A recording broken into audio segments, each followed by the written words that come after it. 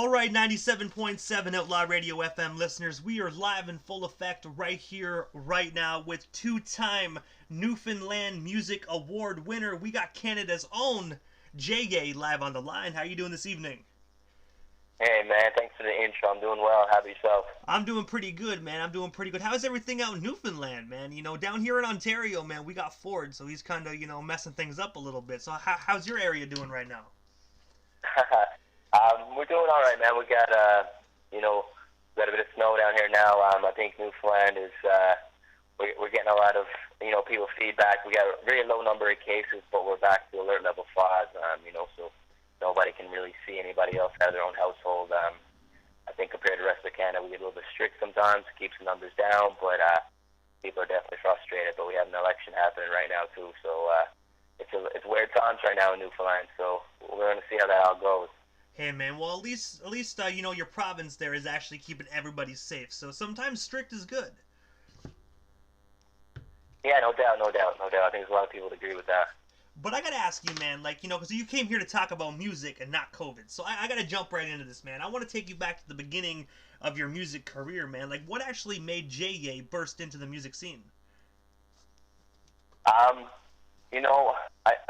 It's been like 2017 is when I first put out the first single, and it was, I was kind of messing around with music, and decided to put out, first couple singles with some friends here in Newfoundland.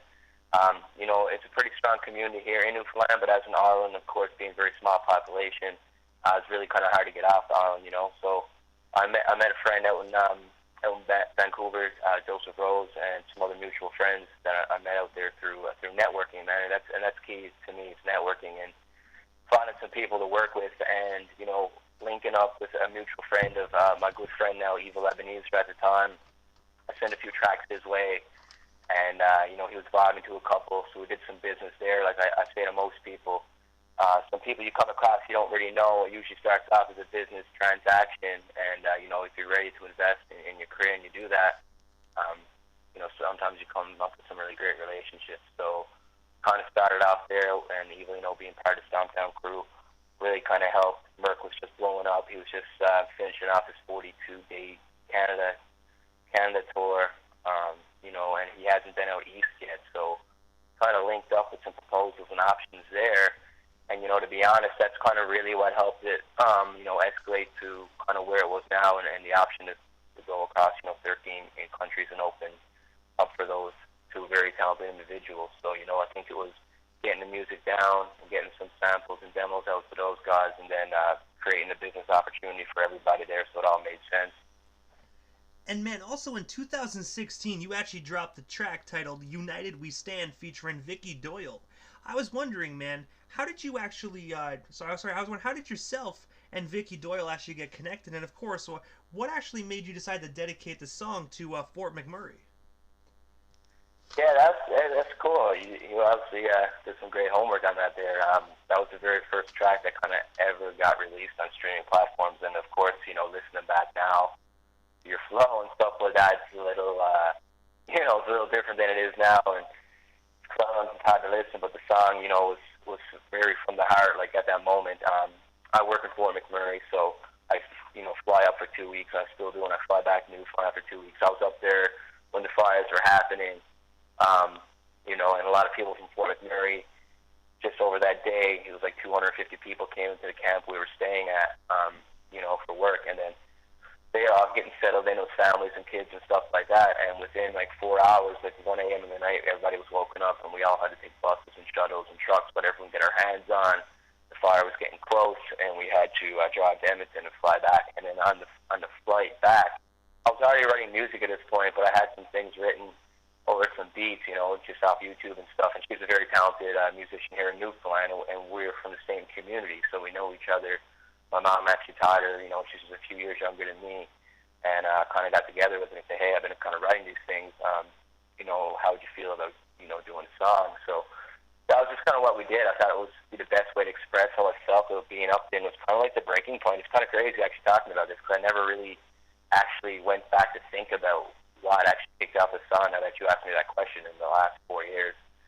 So that's kind of what it was, it was the emotion of it, and actually being like, I really want to put this out there, and having friends that were up there and being able to raise some money for that single, 100%, of course, going to it was the United Way up in Fort McMurray.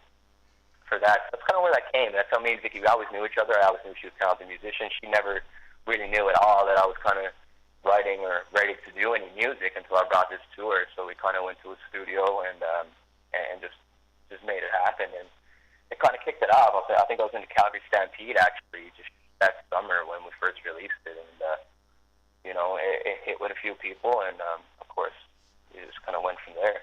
And it must be great to actually look back on that song now and just see your progress, man. Because I got to say, you have most definitely have blown up within the Canadian hip hop scene. Yeah, I appreciate that. Still trying to make some progress for sure, and it's crazy. Just being in this mindset right now. I'm trying to those emotions coming back when I wrote that song, and just thinking about it now, compared to now. And sometimes I have to sit back and look at that because I have no work a full-time job too. Being off for 2 weeks. It takes some time to unwind, and just to remember back.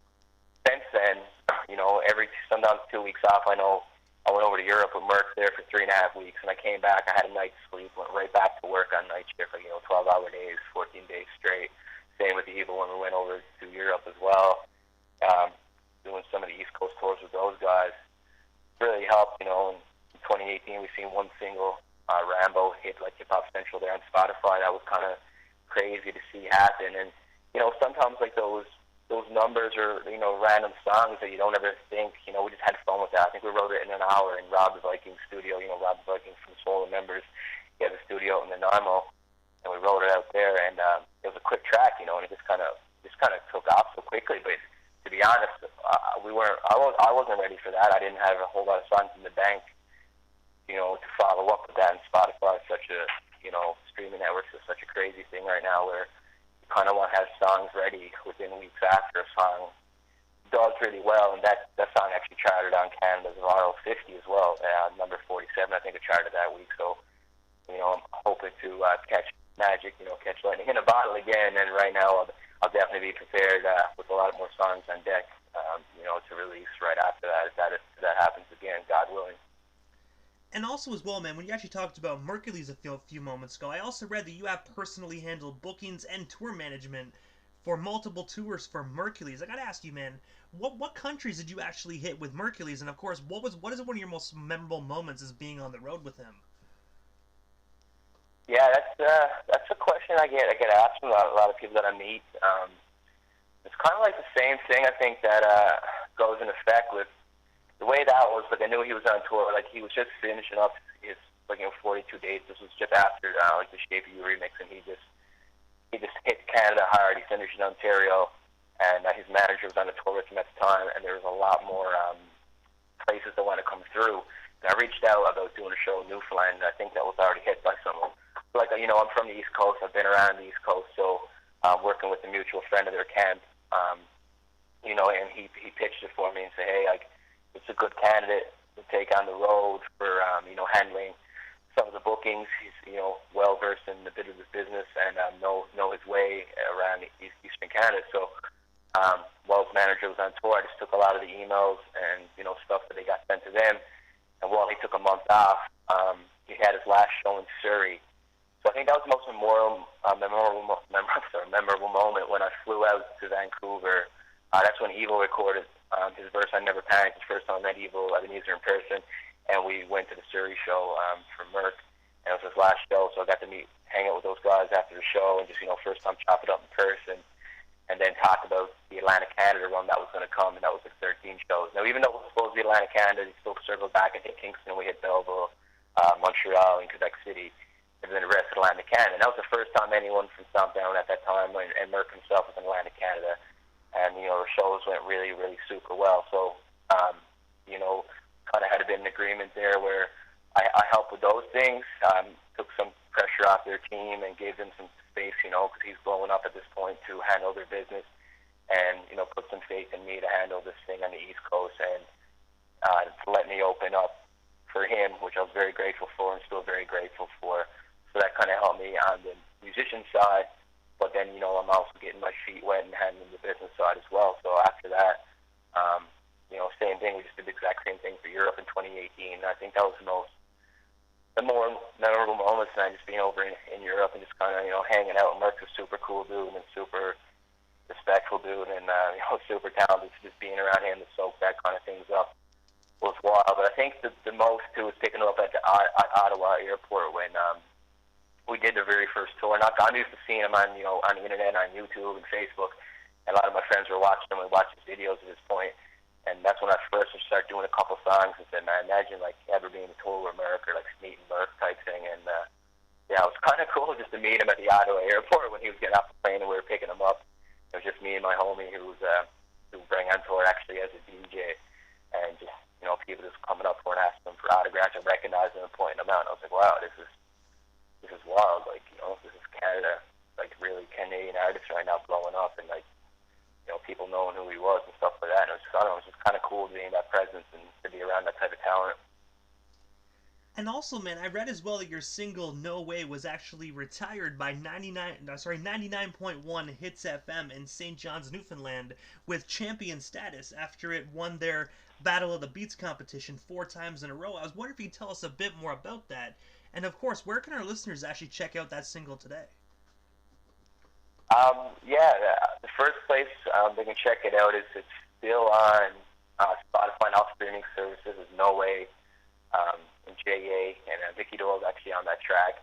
I did have a 5-song EP out with that on it, but you know that was the very early stages. I actually ended up taking that EP off streaming services, but we left No Way on there as a single, so it's still there. And that was a song that we kind of followed up, I guess, with United We Stand. It was just one of those beats that a guy I worked with here, Frank Castle, he goes by here in Newfoundland, and he had this hook, and me and him were working here in Newfoundland, and it was one that, you know, it was fun, and it just kind of hit well locally, and we sent it to the radio stations, and normally they don't pick things up, but they did have this Battle of the Bands thing on 7 p.m., and of course it would be things for new songs. So, like, the first song I went against was, like, the Justin Bieber song, I'm the One, and it was funny, obviously, like, you know, obviously that song was, like, you know, a different category on its own, but it's because we had the local support, and Newfoundlanders do support Newfoundlanders. So it was kind of cool to have a lot of friends and everything calling, because that's what this battle was all about. And a girl in that video actually from Newfoundland as well. That's kind of why they kind of put it head-to-head against each other. And then we had a bunch of other songs every night. It just came out against No Way. And we just had a lot of support calling in. And then after 4 times, they retired the song. So it was kind of really cool to see that, just to, like, see it get, like, local radio play. And at the time, you know, we were just starting to do some local shows. And that was, like, meant the world. I was at Fort McMurray when that song first came on, Battle of the Beats, with my friend. The guy actually who I used to drive around on night shift, just like reciting some lines to before I even wrote a song, before we wrote United We Stand. Me and him was listening to him. I was like, hey man, this is really cool to, like, just to hear it, even if it is local, even if it is Newfoundland, you know, just to have that support, even if it is your friends and family calling in. It was just nice to see that support around you and give you some confidence, especially as a very, you know, immature artist at the time. I would say immature in the way that it's like, you know, your first couple songs. And it was a cool feeling to see that happen. And that definitely opened up, you know, that's the song I sent to Evil, actually, before we did Never Panic. You know, that's the one I did send to him. So I'm happy that one did turn out really well. And helped us do some local shows here. Just did, like, a local tour, 5-6 shows in Newfoundland. And it was a cool song and a cool feeling. And also as well, man, I noticed that you actually did some phenomenal work with Classified. I have to ask you, man, how did yourself and Classified get connected, and what is it like working with him, man? Because he right there is a Canadian hip-hop legend.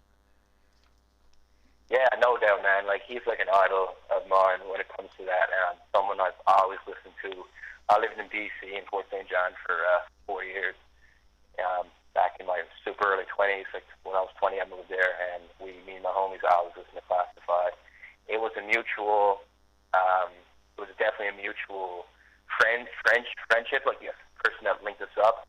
And then I did send them, you know, I'm very cautious of, like, who I'm just going to hit up randomly, you know, because I want to make sure if you're ever going to do that, you do it professionally, and you make sure you have everything dialed in correctly. So, like, there were songs I was working on that I would love to send his way, but I knew it wasn't right. And then myself and Evil Ebenezer did Almost Gone. It's a song that we recorded in Victoria. And I kind of thought I was in Clash's lane, so I did send him the email. Actually, I think I sent him an Instagram. And he said, hey, man, it's a dope song. I like it, guys. Good job. Keep going, which is cool. So, like, a year year later is when I hit him about this and was like, hey, just wondering, like, what kind of beats you have and stuff, and I had like a grant to kind of go towards it to help with funding and different things like that within Atlantic Canada. So it made a lot of sense, and I hit him up and with some of the songs, and he hit me back with some beats, and I say, hey, this beat looks good to me. I was literally in Toronto actually, with my mom. We're huge Toronto Maple Leafs fans, and my sister had like this thing through her schooling, and she was doing a seminar up there. So we kind of made it into this little trip. I put them on my Europlan points that I had from traveling back and forth to work, and then I left after we seen a Leafs game. Unfortunately, I lost. It was a good game, and then I just head back down to Halifax for the day, spent the night, wrote my verse for that, went into the studio with class, and he had this vocal stems from someone that he was worked with before too, so we put that on the beat, and it was cool. I spent the whole day there with him, super nervous, obviously going in there just to meet him and say what's up, and just be in the studio, but learned a lot from him, man. Like, that's my goal every time I'm around someone like him, or the Cole with Evil, or Cole with Rob. I just want those guys to, like, give me all the, negative criticism or constructive criticism, whatever you want to call it, that they possibly can, because I want to try to soak that up and try to make things better going forward. So that was a huge highlight of mine. It felt super good. We turned it into like a summer joint. We recorded it in 2019. I didn't release it till 2020, this past summer. But we were both going to the ECMA Awards in PEI just a few weeks later, where he had like a sold-out show at the PEI Brewery. Myself and Evil performed there because we had a showcase, and we had our album nominated for an ECMA Award for Rambo. So it was kind of cool. I worked with Sox there, so we all went to the Ghetto Sox, so we all went to the show. It was super cool just to have a circle there, just like me and E and class and Ghetto Sox, everyone just kind of chopping up. And to me, I'm just like, man, this is super cool. Like, I just want to keep this going as much as I can and keep working hard. And I gotta say as well, man, directly after this interview, I'm actually gonna be playing Pack My Bags, which is actually produced by Classified, and I'm gonna be placing that in the station's rotation. So you already know, man, JYAY always has a home here on Outlaw Radio. Oh, I appreciate that, Immortal, man. I appreciate it a lot. That's super cool to hear. That puts the icing on the top of my cake for today, that's for sure. And also as well, man, I also saw something about the company Big Boy Baz. I was wondering if you can tell us a bit more about that, and of course, like, what kind of merchandise do you guys offer to the general public? Oh, that's kind of cool. That's like a food truck we have here in Newfoundland. The partnership I have with my friend and his business partner, who's also a friend of mine. They own a restaurant here in Newfoundland, and I went to high school with him. We're always kind of friends, staying in touch. He supports the music and did a business venture. They sold these bows. I call them bales, and they say it's called bows, so apparently that's what we're supposed to call it. But I've called it bales for years, and I'm here like a partner in the company, so I guess it just goes to show how well-versed I kind of was on the food side of things. So that's what it is. It's food. It's like this Chinese soft bun. Almost like a super mini hot dog bun, almost like a taco, but it's super soft, like savory, and we just put like different toppings in, a lot of seafood in the summer. We have a food truck downtown where the cruise ships come in St. John's, and we do skip editions and things like that as well now. In the wintertime, we serve from the Boys restaurant. So that's kind of what that is. We don't have any, we have t-shirts and stuff we give away when we do festivals and events and things like that. Like, of course, this year's been slammed with COVID, so it wasn't like it normally is. Normally we do, class was down a couple years ago for the Georgia Street Festival we have here in Newfoundland, and we have the truck out and things like that for that. So it's kind of a separate business venture from the music, but it's cool. It's cool to have it there, and it really helps if we can share it on Instagram, share it across socially, cross platforms, and different things like that. So it's a cool little neat business venture that seems to be doing pretty well. And of course, as I mentioned at the beginning of our interview during the intro, that you were actually a two-time Newfoundland Music Award winner. I have to ask you, man, can you tell us a bit more about that? And of course, man, like, how does it feel to actually know that your province has recognized you not once but twice for your music talents? Oh, it's super cool. It's a super cool blessing, and it was, like I said, when you just talked about United We Stand, and think about back then when I'm just doing things at that point, because I'm fondly at the breaking point to express emotions, and then put that grind on. I know the hip hop was in its own category here in Newfoundland at the time, so we built up a little bit of. I put a lot of investment for myself and started doing local shows. I couldn't really, find the right venues that could invest in to have certain shows and expect a certain profit. So we start investing in ourselves and start doing more and more frequent shows. And I start learning how to do Facebook ads and ads managing. I do a lot of that right now. I work really close with Evil, like on the management side as well, still to this day, and I do a lot of that. So we worked on that. We got shows going. We went to Music and Now and said, hey, like hip hop's blowing up pretty big in Canada. I mean, we obviously used Drake as a great example. Everyone coming out of Toronto. We used Merc, and Merc coming down that year in 2017 to tour, and said, you know what, we deserve a category. We got people like I was at the time traveling outside of the province and Atlantic Canada tours and doing things like that. So we deserve a category. So they certainly did. And now to this day, like they have a hip hop shop NL. They're just setting up downtown in the city, and they have like dozens of artists. And so it was super cool to get nominated for those awards. I think I got nominated for 4, and I won 2 over those couple of years. And I had the super privilege to perform the first year at the Arts and Culture Center with Dennis Parker, he's in his 70s right now. He's a very big blues musician from the UK who lives in Newfoundland, and 6 or 7 other artists that have been around in Newfoundland, completely different genres. There was like rock, pop, blues, hip hop, and we just put this song together, like kind of like a tribute to Newfoundland song, and we did it at the award show. And it was my mom's birthday on the very day they had it, so that was the first time I won that award. So just to hear that nominations and stuff was super cool. Just to know that, like, not just me, but just to know that hip hop now is recognized in Newfoundland with its own genre, its own showcases.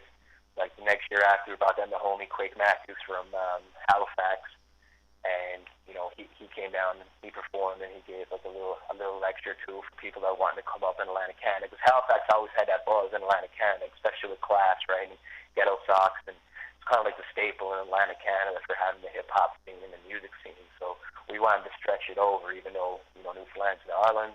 When you come to certain tours and shows, it gets expensive with flights and hotels, but we really wanted to make that bridge. So to me, that's kind of an accomplishment, I think, of mine, like besides an award or anything like that, but just the fact that, like, on the back of some of the work I was putting in and networking with other people, and obviously having a full team and really bring it together, that we actually bring like a full hip-hop category now, where younger kids coming up now are like, paying for that monthly or yearly story, and like doing seminars and being able to get some knowledge from other people around and different grants and things like that to really try to help set off their careers. That's what's really important to me, is keeping that legacy and keep building that hip-hop culture, right? And I gotta say as well, man, you gotta get yourself a bigger trophy case, man, because I can see you, man, getting more and more trophies. I just gotta put that out there, man. I gotta tell you, get a bigger trophy case, man, because the accolades are most definitely coming your way. Hey, man, I do appreciate that. Thanks a lot, man. I really do build up the confidence, because it's cool to hear that we built this little tiny one where I got like these plaques where every time I go on tour now, I get the tour poster, so like with Merc and like even the ones me and Stocks did as well, Evil, anyone that we've done tours with now, I get everyone to sign. Quake Matthews is signed on there too from the last show we did in Fredericton, and I go to Costco and I get them all printed off. So you get this like little plaque, with like the actual tour poster like lasered into it, so just to keep on the wall, just for memories and stuff of meeting new friends and being there, be around people and going on these tours. So I appreciate that, and I hope so. I'm going to keep grinding and working on it. We just put 3 songs together this week. I'm actually at my friend DK's studio right now.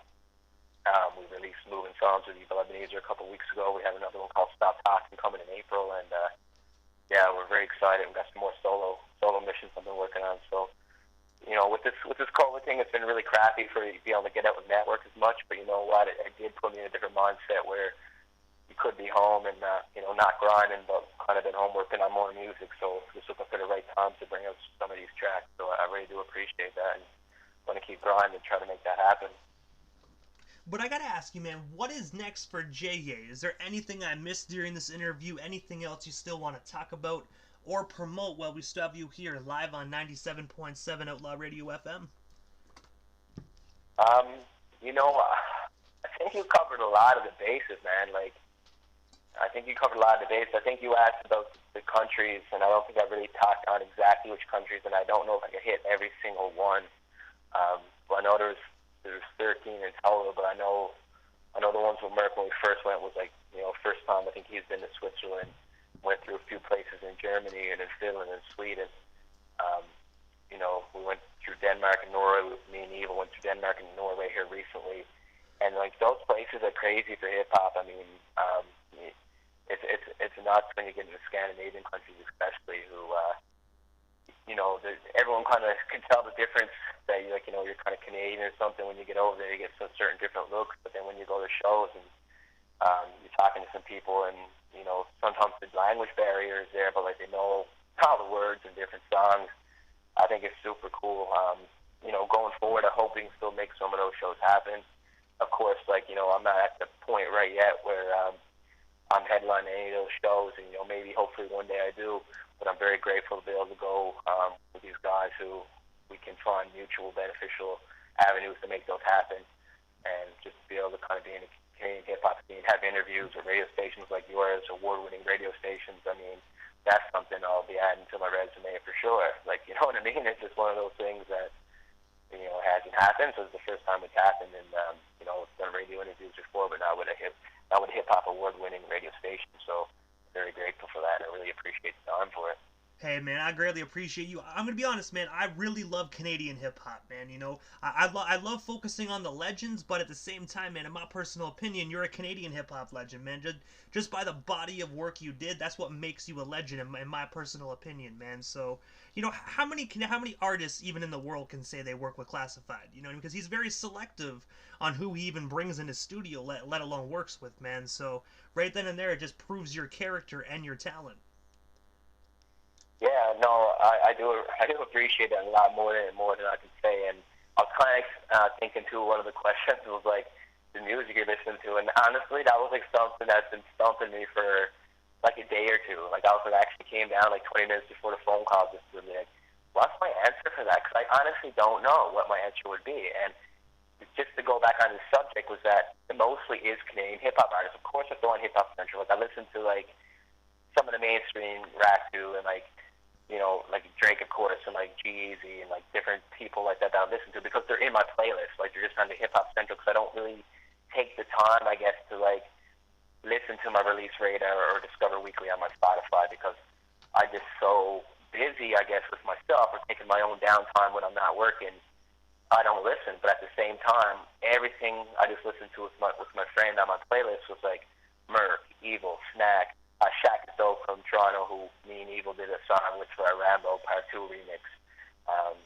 Junk, 80 Empire, the guys we just linked up, obviously, them as well with their album, which was amazing to be a part of, like crazy to be a part of, and different artists. Like when it comes down to it, it boils down to like, yeah, I'm listening to Canadian hip hop. I want to see what lane people's in, what people are putting out, what people are listening to, and just like just being a part of that whole culture is just.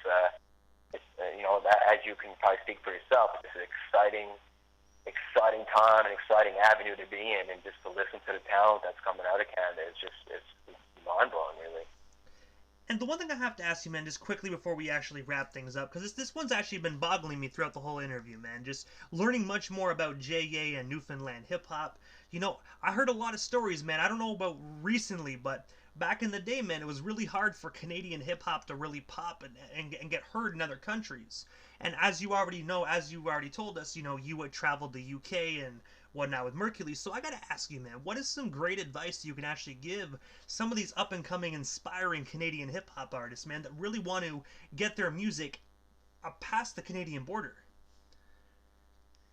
I would say, for me, the best thing that I've seen and the best thing I've implemented, what I would say is my strategies. But at the end of the day, it's like it's a hobby. I love doing it, but at the same time, I'm always also trying to, and I should say, creating a business from it, from multiple like revenue streams, not just as an artist, but as helping managing and implementing different strategies for other people. And that would be is networking.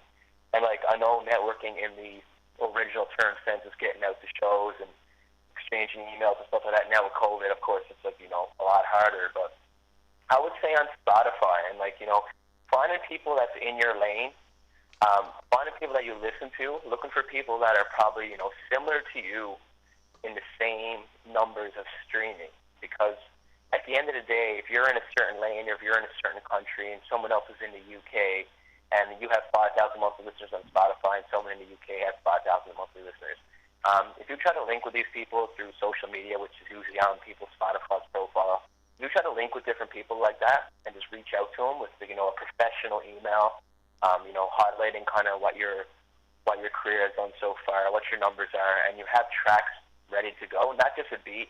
Because a lot of people are busy, so you send them a beat, people are like, oh, wait, I don't know if I like it. I got to construct the hook around it, what does this guy want me to do.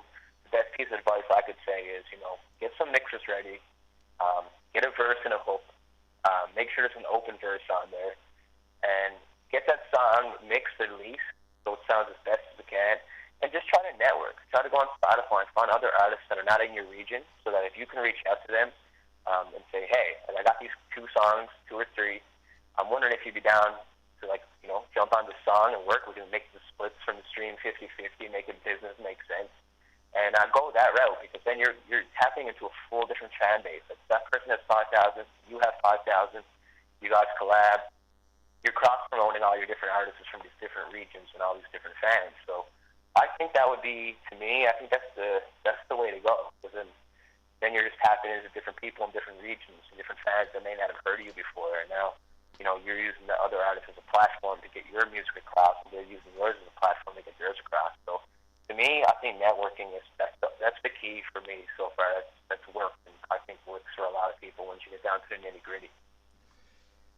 And also, JYAY, this is the time in the interview quickly, right before I wrap things up, that I give a chance for the individual that slides into the radio station airwaves, just a chance to give shoutouts to whomever they want to give shoutouts to, and also your social media handles. That way our listeners all over the world can give you a follow and also be down with everything JYAY if they're not already doing so.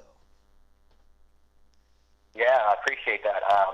My handle on everything, Facebook and Instagram, is at JYAY Music. That's JYAY Music. I stay with Twitter, even though I don't use Twitter very much, but I do have it there. I might try to build that up again soon. That's where you can get all my handles. You can reach me with any emails at Jeremy, Jeremy, at JYAYmusic.com. That's my website. If anybody wants to check anything out, all my contact information is there, JYAYmusic.com. And, just a shout out, of course, to, my family, my friends, in the music scene. Of course, these guys don't need any shout-outs from me, of course, but they're the reason why my music's helping to get where it is, and the reason I got to see all these places, of course, is Mercurys and Evil Ebenezer for giving me a chance early on, and just able to work with me, of course, on the tours, and Evil with the music, and Classified for letting me, letting this newfie come in and hit his studio. I don't know, personally, I'm not level like that to hit him up every day or nothing like that, but I appreciate his time for any time he's going back on the emails and listening to music, gave me any advice and going to his studio. Rob is like him out in Nanaimo, of course. Always done so much work out there. He's such a nice guy and such a professional and absolute friggin' musical legend. Chin and Jetty is another producer out there who's I think he's won a few Grammys actually with Eminem and Pink and doing stuff like that. Same situation, just work on a song with him and Evil. Called Let Go, and every time I hit him with anything and any advice, he's always there just to write me back right away. So it's kind of cool to be able to have people like that in your corner to get advice. And I just gotta say, JYAY, thank you so much, man, for just taking the time out of your busy evening and coming on 97.7 Outlaw Radio FM, man, all the way from Ontario, straight up to Newfoundland, man. Nothing but love. Thank you so much, and hopefully down the line we can make this happen again sometime soon. Yeah, man, anytime. I absolutely appreciate this opportunity. Ontario, Newfoundland, all across Canada, you know how it is. Thank you very much for the time, and much respect, much love. Hey, man, most definitely. You most definitely stay safe out there in Newfoundland. And, again, thank you so much, man. Have yourself a wonderful night. You too. Take care, my friend.